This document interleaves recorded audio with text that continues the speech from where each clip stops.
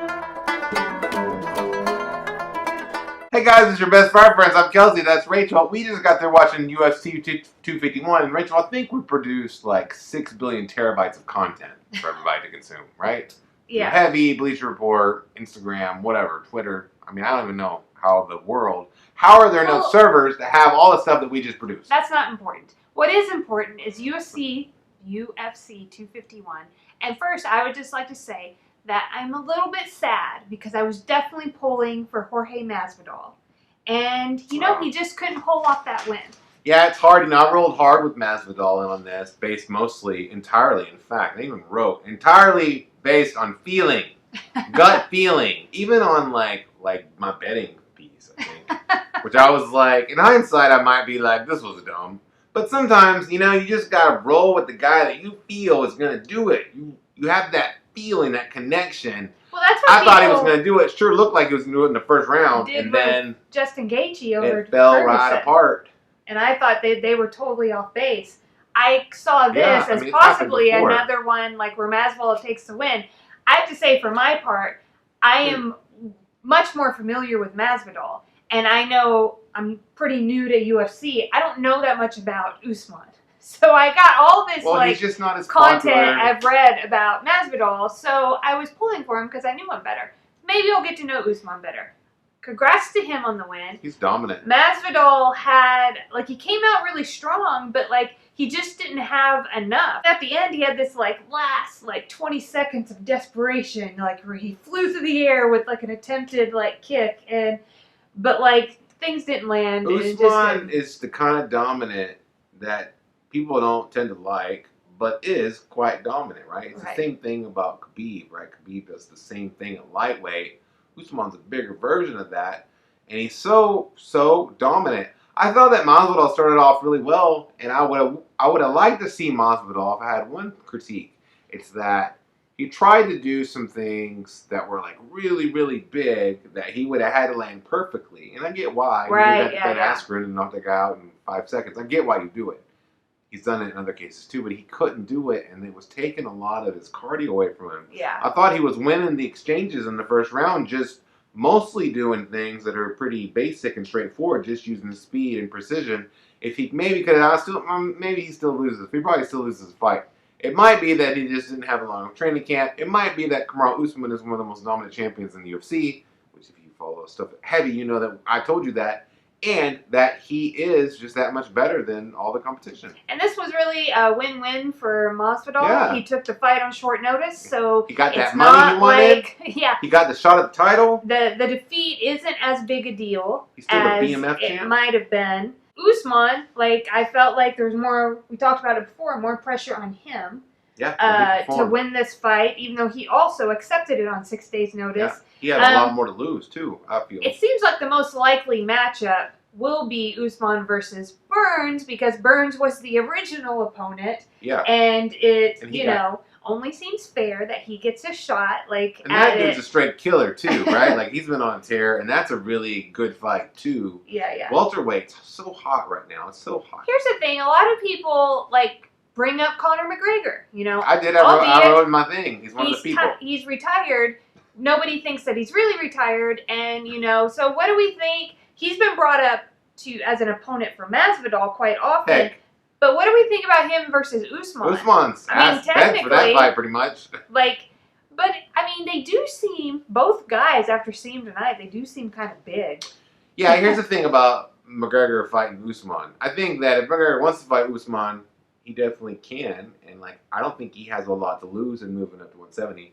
The problem is that Usman is a bigger version of Khabib, right? And so you would think that McGregor would be first, I better take care of business at lightweight before I move up to fight a bigger guy who does basically the same thing. Now, we'll say that I don't think Usman is quite as good at it as Khabib is, and so you see what I did? I changed it to Khabib in the middle. Did it on purpose. Listen, so I don't know, but I think it'll be fun. I would sure watch that. I'd watch the crap out of that fight. Or here's what's even better fight than that, I think. He can still fight Masvidal. Who cares, right? Masvidal is a fun fighter. He's the BMF champ. Put that title up. I bet Conor could come back. That'd be a great fight. Yeah. Let's talk about what's a couple other things from this card that you enjoyed that stood let's out talk to about you? Alexander Volkanovski and Max Holloway's fight. That was a great featherweight title rematch. That was a co-main event. I thought Volkanovski was just going to roll through Holloway, and it turned out that was not the case. It was a split decision win. Very, very close fight. I thought that Volkanovski's determination won that fight. He lost the first half of that fight easily, and he just kept trying different things, throws and takedowns, things that he didn't have to do in the first fight. And eventually, some of them kind of started to work, and he got that last takedown, and one of the only takedowns in the fight, a real takedown, with like 4 seconds left on the clock. That might have won him the fight. It might have won him his featherweight title belt. That was a great fight. I enjoyed it. For me, something that really like hit the heart, Jose Aldo. Whenever I see a legend, right, it is hard when you see them. So as a boxing fan, when I saw Manny Pacquiao get knocked out by Juan Manuel Marquez, it was, oh my gosh, was that rough. And this wasn't like that. I was very grateful not to see Aldo because in the first round, I was like, he might get just like knocked the heck out. Eventually, he did eat 500 punches from behind his head. Right, it turned out to be much like across the entire thing, and it's always hard to see a beloved fighter. You know? It's like that. I remember seeing Eric Morales lose to Danny Garcia in boxing, going back to boxing, and that reminds me of that. Man, because it was the same thing. Cagey guy. This one was less one-sided, but still, at the end, cagey Aldo. Most fighters aren't experienced or smart enough or good enough to make it through all the difficult times he made it through in that fight. Because there was times in that fight that you thought, maybe he'll win this thing, right? And then by the end of it, he was just overwhelmed. And even when he was getting overwhelmed, most guys don't make it through what he made it through. And I think that there is something beautiful and special about that. Just like when Eric Morales lost the second fight to Danny Garcia, the thing I noted in that fight, if you follow boxing, brutal knockout, right? Eric Morales was getting up. You know what I mean? And I saw that as something beautiful and special in that fight. This fight too, this guy never gave up, and that I think that that's what makes fighters so special. Yes. My big thing I loved was Amanda Ribas. Yeah, she's so lovable. The happiest, I cannot.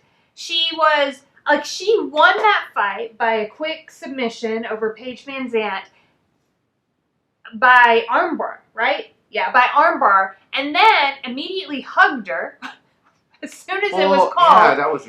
Then in her post-fight interview, she was just like, "I got big heart," and she was. I mean, her so laughter. Happy. She was. And then she danced like a little jig at the end. She was, just flat out. I think so happy. And then to talk about Paige Van Zandt, she, which I guess, she put out a thing after saying that Ribas was going to go far. Oh yeah.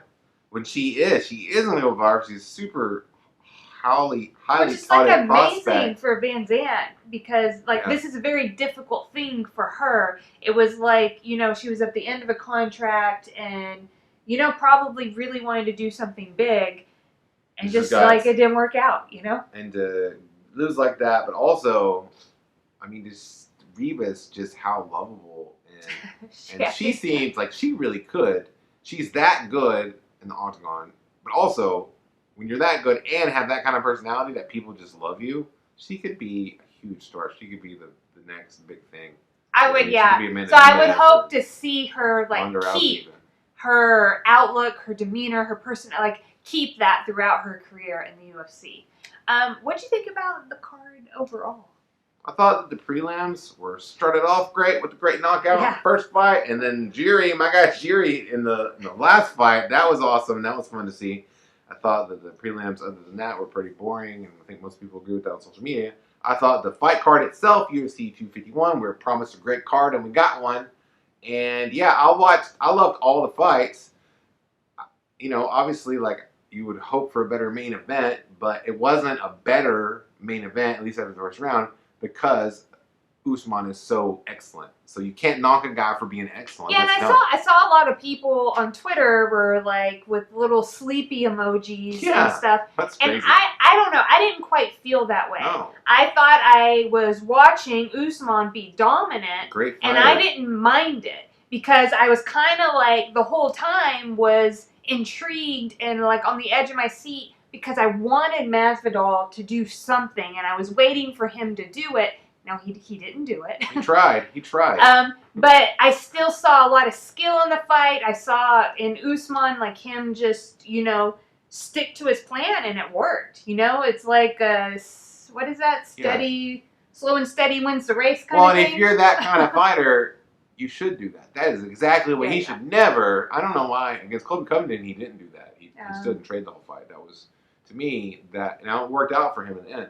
But usually that's a bad move. Don't get goaded into not fighting your fight. Do the thing that you do that makes you special and make somebody beat you. But Beeb never does that, right? He's going to take you to the ground and he's going to probably choke you out or rain punches from on top of you. That's what he does. I like when fighters know what they are. Just like Tim Duncan, right? He fundamental. Yeah. He knew what he was. Maybe he wasn't flashy, but easily one of the best basketball players ever. Little side note, last little thing. The chokehold that put the guy to sleep. That was probably one of my favorite things because as a new UFC fan, I haven't witnessed it. Okay. And it was... It looked like that guy died for a second? I feel like I've only seen that in movies. And then... Yeah. And all I could hear in my head was you being like, sleep.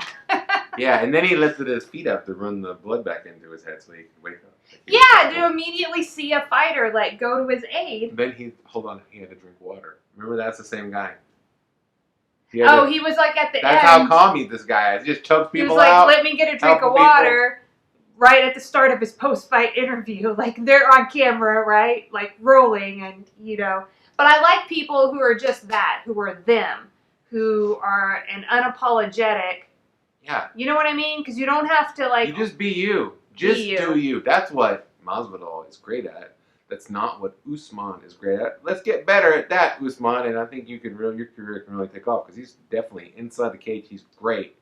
Hey, it's great that you would come here and hang out with us after the fight to think about all that happened at UFC 251.